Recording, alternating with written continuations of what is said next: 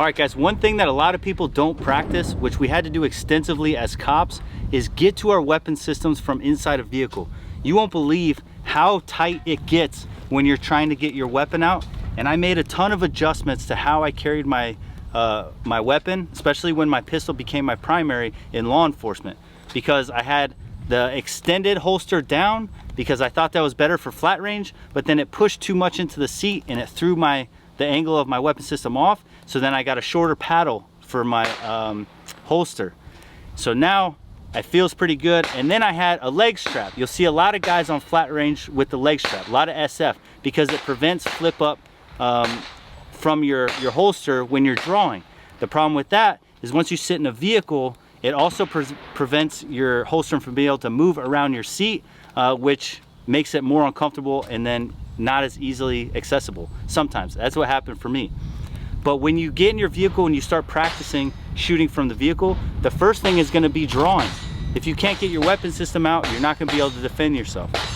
So make sure that you practice drawing your weapon system dry, no rounds, and getting it out in case of emergency. Obviously in a safe place where people aren't going to think that you're pulling a gun on them. But let's talk about getting out of the vehicle and taking some shots safely from the vehicle. One of the first things that I'm going to do is have to get my weapon system out of retention. So now, what's your game plan with your seatbelt?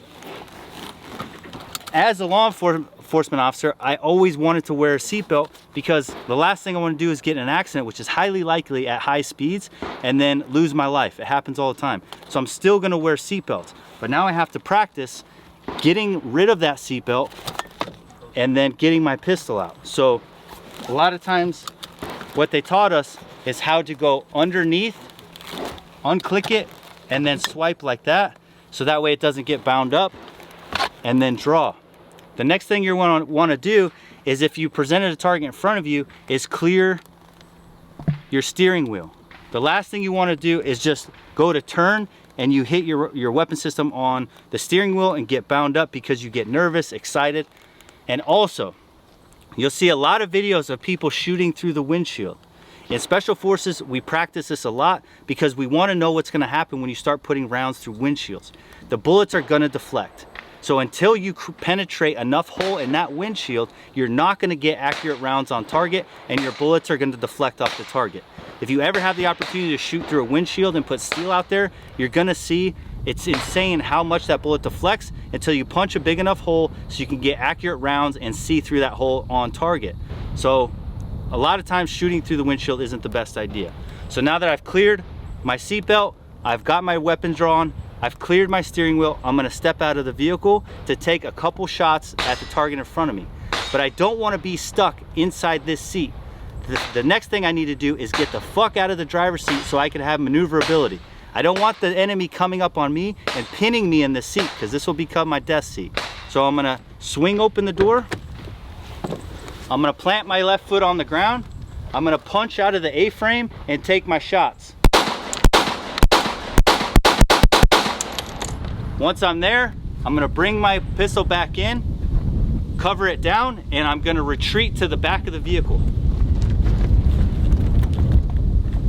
Once I'm at the back of the vehicle, I'm in a way better position. First, I have an engine block in front of me, which could actually stop rounds.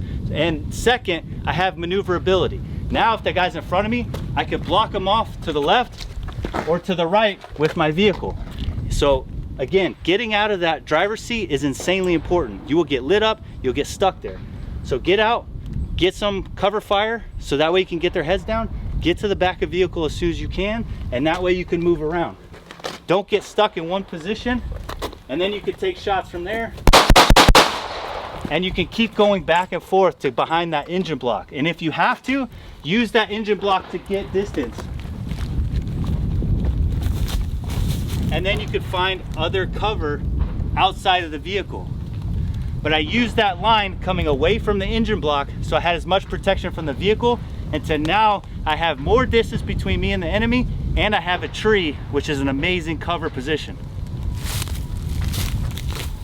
What's up, guys? Did you know that the mentor program is now live? That's right, we're live. Go sign up now at the FNGacademy.com. Click the mentorship program. We have 3 tiers. Tier 3, if you just want to support the channel or if you just want the exclusive content, it's $25 a month. We're doing weekly video drops on there, and it's the best way to help support us so we can keep doing what we're doing. Tier 2 is coaching in group sessions, and Tier 1 is one-on-one coaching with a Green Beret. Those spots are currently full, but if you're interested in the one-on-one coaching, just sign up for the email list. We'll let you know when the spots are available so you guys can sign up. Thank you so much, and we look forward to helping you guys achieve your goals.